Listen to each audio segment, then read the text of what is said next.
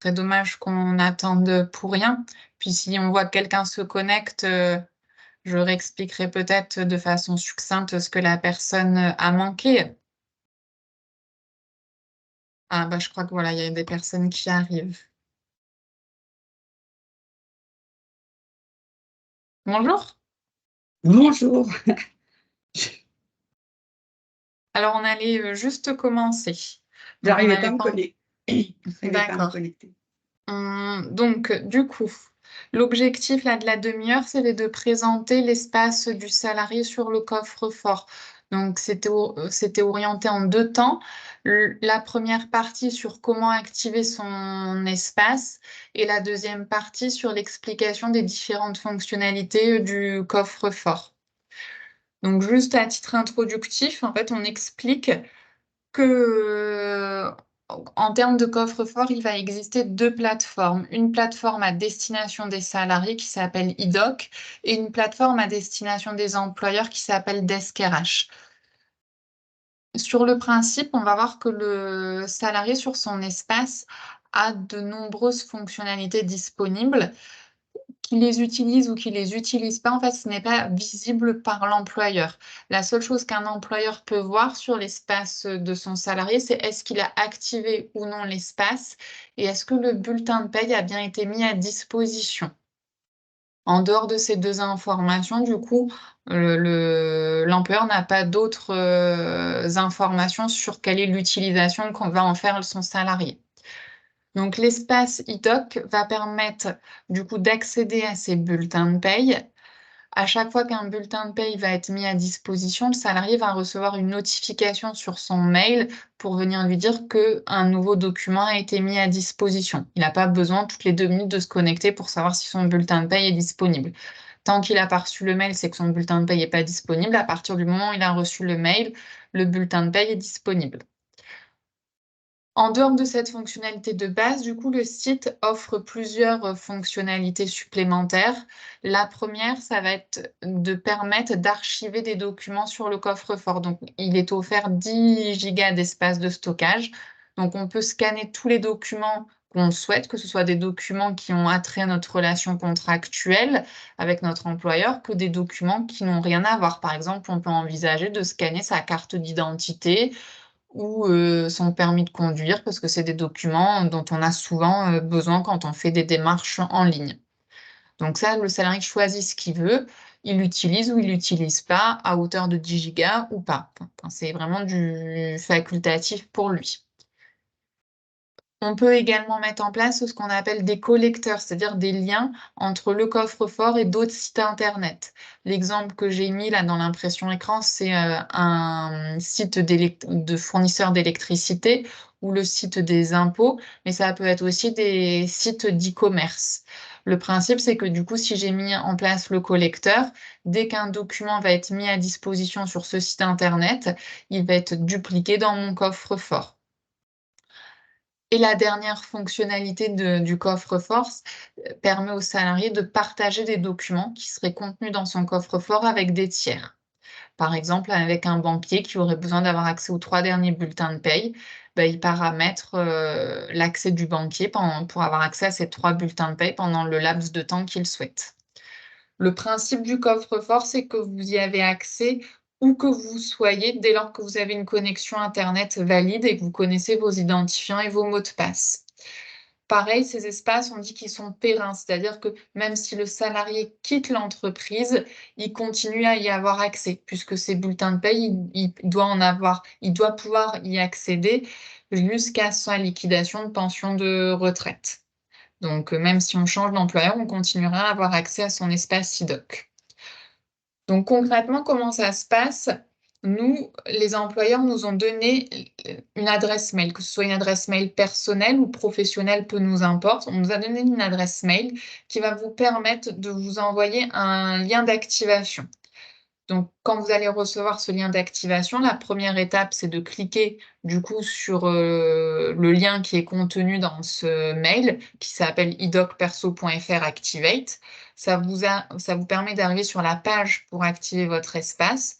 Bon, on vous demande de certifier que vous avez plus de 15 ans et que vous acceptez les conditions générales d'utilisation du site. Bon, si vous acceptez pas, vous ne pourrez pas aller plus loin. Une fois que vous avez accepté ces conditions générales d'utilisation du site, vous passez à l'étape 3, où on va vous demander votre nom, votre prénom et le code d'activation. Ça, c'est les informations qui étaient comprises dans le lien d'activation que vous avez reçu, où il faut reprendre exactement la même chose. Une fois que vous avez repris ces informations, vous allez arriver sur 2 pages différentes où on vous demande de remplir de la signalétique, donc notamment votre date de naissance, votre adresse postale, et on va vous demander un téléphone et une adresse mail.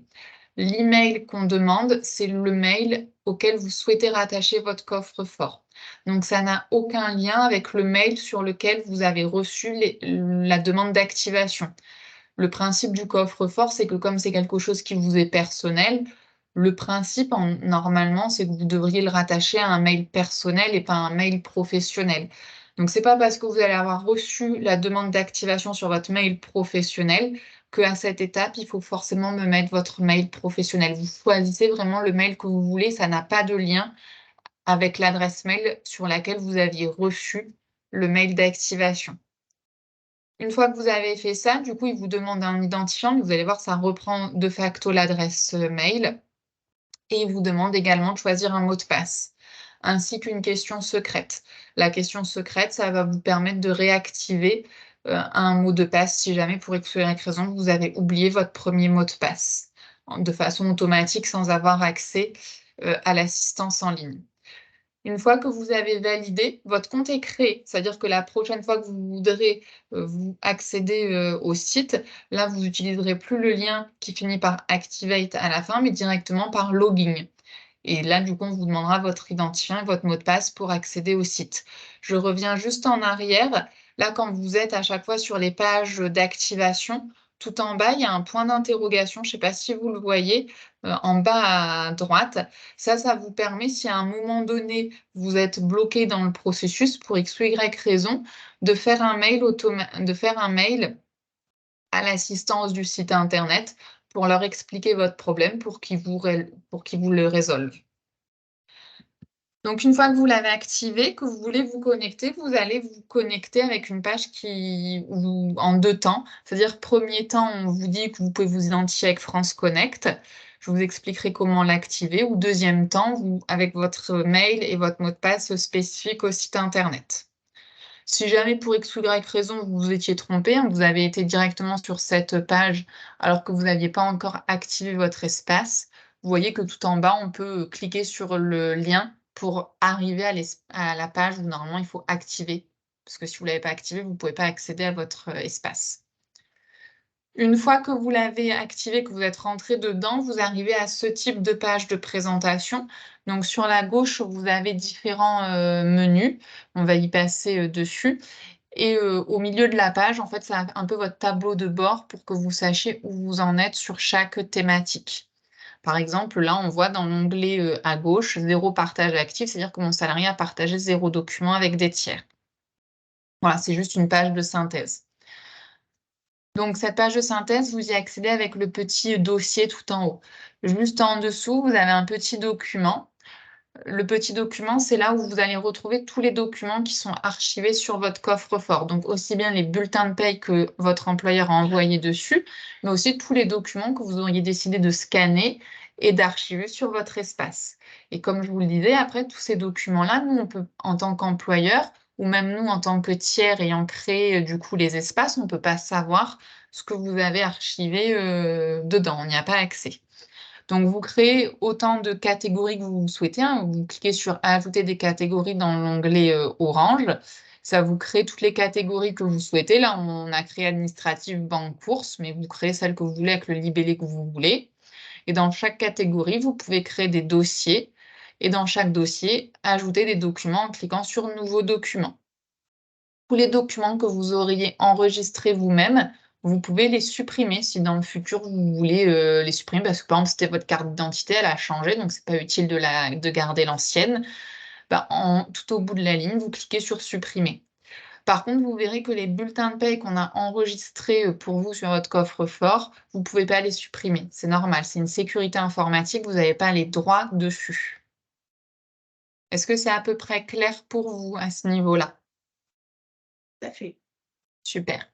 Donc en dessous de la petite feuille, vous avez un petit triangle non fini. Ça vous permet de partager des documents. Donc pour partager un document, vous cliquez sur Nouveau partage en petit encadré orange. Et après, ça vous ouvre un petit formulaire où on vous demande le nom l'adresse mail du destinataire, la durée sur laquelle vous voulez partager les documents. Donc là, on est en dessous du P de partage, donc ça fait l'équivalent de 7 jours. Mais plus vous l'augmentez vers la droite et plus la durée de partage, du coup, va augmenter. Et en dessous, vous avez documents partagés avec un petit plus. Donc, vous cliquez sur le petit plus et vous allez sélectionner, du coup, les documents que vous voulez partager. Une fois que vous avez fait ça, vous cliquez en bas sur Finaliser et ça a envoyé du coup le lien de connexion au tiers pour accéder au bulletin de paye, au bulletin de paye ou aux autres documents que vous souhaitiez partager. Si vous voulez vous rassurer pour savoir si ça a fonctionné, si je reviens à ma page d'accueil, si vous avez validé votre partage, là, au lieu de 0 partage actif, dans le petit encadré de droite, vous aurez un partage actif. Et dans mon exemple, on l'avait activé que pour 7 jours. Donc, à la fin des 7 jours, d'office, du coup, vous retombez à 0, puisque vous n'avez pas de manipulation à faire pour que ça s'arrête, puisqu'on a déterminé une durée. Donc, à la fin de la durée, il s'arrête, votre partage. En dessous, vous avez une petite bassine avec des triangles, des carrés et des ronds. Ça vous permet de créer des collecteurs. Donc, vous ajoutez un collecteur, pareil, en cliquant sur l'onglet orange, et vous mettez le lien du site internet, les identifiants et les mots de passe de ce site internet. Et une fois que vous l'avez paramétré, ça permet qu'à chaque fois qu'il y a un document qui arrive sur ces espaces-là, il puisse être dupliqué sur votre coffre-fort. Par exemple, vous avez fait le collecteur avec votre site des impôts. Les impôts vous mettent à disposition votre nouvel avis d'imposition. Et ben, d'office, du coup, il va revenir sur votre coffre-fort aussi. Il va se dupliquer. Ça ne va pas annuler la première mise à disposition sur le site internet d'origine. C'est vraiment de la duplication de documents. Ça fonctionne là dans l'exemple que je vous ai mis aussi avec Amazon, c'est-à-dire que vous avez une nouvelle facture d'achat sur Amazon, elle va se dupliquer du coup dans votre coffre-fort. Alors elle se duplique, par contre il faut laisser au site internet le temps de se coordonner.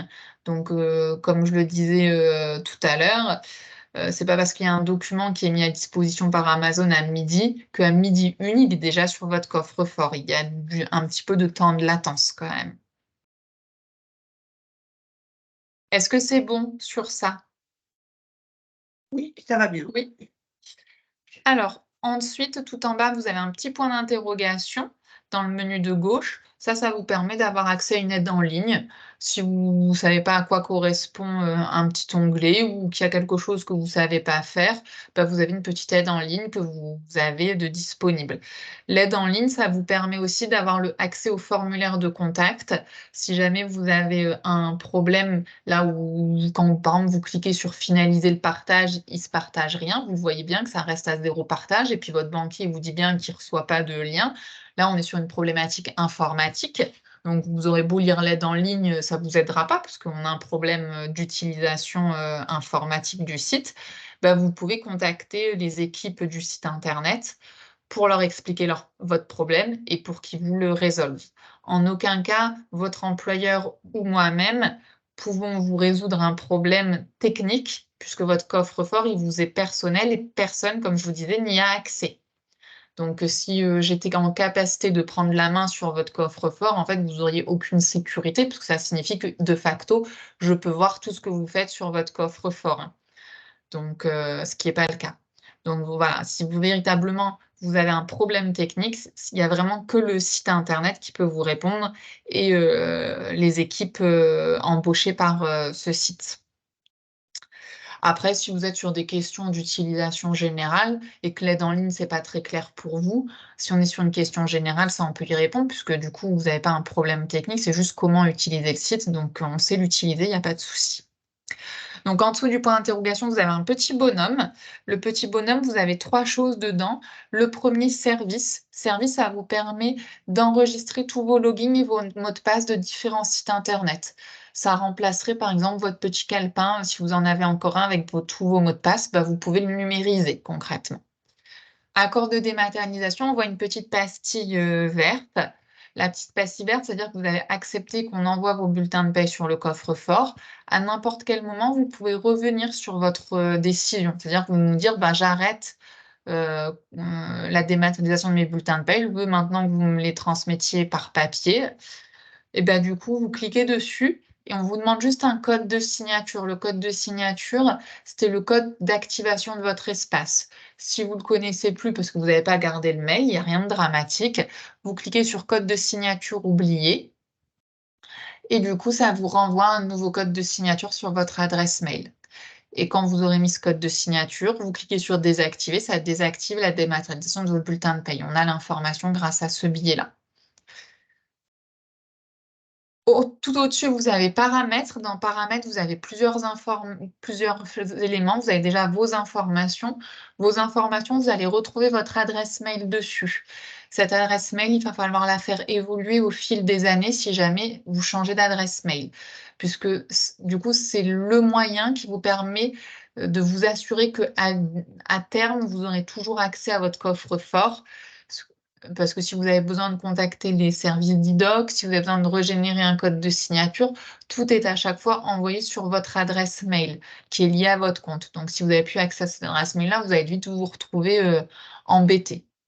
Donc, il faut vraiment ce mail le faire évoluer si vous évoluez au niveau de votre adresse mail. Vous pouvez en dessous changer votre mot de passe si vous avez envie de le changer à un moment donné. Et comme je vous le disais tout à l'heure, vous pouvez activer s'identifier avec France Connect. Si vous avez activé l'identification avec France Connect, ça vous permet à l'ouverture du site, soit de vous connecter avec les identifiants spécifiques à ce site internet, ou d'aller chercher du coup France Connect et un site qui est proposé. Donc en règle générale, on a la CPM, les impôts et l'identité numérique de la Poste. Vous choisissez un des sites internet qui vous propose, vous mettez les identifiants du coup de ce site internet. Une fois que vous avez validé, ça vous permet tout de même de rentrer dans votre coffre-fort. Donc ça peut être surtout utile si par exemple vous connaissez par cœur votre code, enfin votre numéro de sécu et votre code Amélie, de vous dire au lieu de retenir celui d'IDOC, comme celui-ci je le connais par cœur, je me connecte avec France Connect à chaque fois. Et en dessous, vous avez un petit bouton marche arrêt, donc ça vous permet de vous déconnecter de votre espace IDOC quand vous voulez sortir de votre espace. Sur cette petite diapo, on vous rappelait du coup l'importance de mettre à jour votre adresse mail. Donc j'insiste, pensez vraiment dans le futur, si un jour vous changez d'adresse mail, allez changer votre adresse mail sur votre espace IDOC pour que ce soit toujours à jour. Et là, je vous ai mis l'exemple d'un formulaire de contact. Donc, si vous avez un problème. Donc là, par exemple, j'ai choisi le thème compte d'un précédent employeur. Et quand vous choisissez les thèmes, en fait, ils vous précomplètent le mail pour vous dire les informations dont ils ont besoin pour traiter correctement votre demande et éviter les allers-retours de mail en disant OK, on a pris note de votre demande, mais en fait, pour la traiter, il nous faudrait telle et telle information. En fait, du coup, si vous remplissez correctement les informations qu'ils vous demandent, du coup, ça vous permettra d'avoir une réponse plus rapide. Est-ce que c'est bon pour vous? Est-ce que vous avez des questions sur tout ce que je vous ai dit? Moi, j'ai juste une question. On change Mmh. d'employeur et si l'employeur va pas ce site, Mmh. on en aura un Beh, deuxième. tout à fait. En fait, il existe plusieurs prestataires en France. À la réunion précédemment que j'ai fait avec les employeurs, je leur disais que, par exemple, il existait sur le marché, 2 autres prestataires, les principaux répandus, c'est Digipost ou PeopleDoc. Donc il est possible qu'aujourd'hui, on vous ait ouvert un compte IDOC, demain, vous changez d'entreprise. L'entreprise suivante, il est possible qu'elle soit pas sur IDOC, mais par exemple sur Digipost. Si c'est le cas, votre employeur va vous créer un autre espace DigiPost, donc vous aurez 2 coffres-forts avec vos bulletins de paye de chaque période sur chaque coffre-fort. Après, si jamais votre deuxième employeur, par contre, il est sur IDOC, là, il n'y a pas de problématique parce que IDOC peut fusionner, du coup, les accès. C'est par exemple là l'exemple que je vous mettais, compte d'un précédent employeur. Et en fait, l'idée, c'est que le salarié, en fait, la fusion n'a pas réussi à se faire tout seul quand le deuxième employeur a créé l'espace. Donc, comme il n'a pas envie d'avoir 2 espaces IDOC, il fait juste un petit mail à IDOC en disant: «La fusion n'a pas bien fonctionné, merci de bien fusionner les 2 espaces». D'accord. Donc dans ce cas-là, le salarié aurait qu'un seul espace IDOC puisque le nouvel employeur a le même prestataire. Mais on peut supposer que, par exemple, pour un salarié qu'on embaucherait qui a la vingtaine, son départ en retraite, il est très loin devant lui. Donc on peut supposer qu'au cours de sa carrière, à un moment donné, tous ses employeurs ne soient pas sur IDOC et qu'il ait forcément plusieurs coffres-forts d'ouverts. Je vous le disais aussi, sur vos coffres-forts, vous pouvez archiver des documents de votre propre initiative. Donc imaginons qu'aujourd'hui vous êtes sur IDOC, mais demain vous êtes sur PeopleDoc, parce que votre nouvel employeur il est sur PeopleDoc. Rien ne vous interdit d'extraire tous vos bulletins de paye de IDOC et d'aller les dupliquer sur votre nouveau coffre-fort pour garder entre guillemets votre dernier coffre-fort toujours à jour avec tous les bulletins de paye. Mais on est sur du duplicata de documents, c'est-à-dire que vous allez les extraire et vous allez les réenregistrer de l'autre côté. Dans tous les cas, les informations initiales de votre coffre-fort IDOC, elles restent dans IDOC. OK. Ça répond à votre question? Oui, oui. Super. Après, juste une petite information, c'est que normalement, quand un salarié sort, en plus de son bulletin de paye, votre employeur vous remet d'autres documents, notamment un certificat de travail, un solde de tout compte, une attestation Pôle emploi. Ces documents, quoi qu'il arrive, ils continueront à vous être remis papier puisqu'il faut des signatures sur ces documents. Et si je n'ai pas activé de signature électronique sur les coffres-forts, bah, même si je vous les mets à disposition sur le coffre-fort, ils n'ont pas de valeur juridique puisqu'il n'y a pas cette signature. Donc, soyez pas étonnés que si jamais un jour vous sortez, on vous remette ces papiers de façon manuscrite pour qu'ils puissent contenir cette signature. Et si on fait l'option signature électronique et qu'on Mmh. paramètre la signature électronique, est-ce qu'on peut s'en servir pour autre chose de la signature électronique? Oui, on peut s'en Oui. servir, par exemple, pour signer un contrat, un avenant, une note de service. Pour tout ce qui est lié à la gestion sociale de votre salarié, vous pouvez vous en servir, il n'y a pas de souci. D'accord.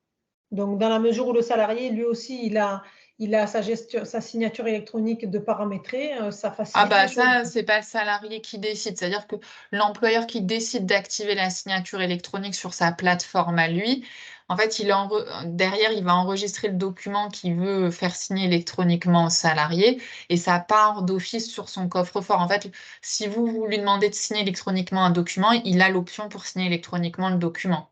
Mais Ah le voilà. salarié ne peut pas activer la signature électronique si vous ne lui Non, envoyez pas de document à signer.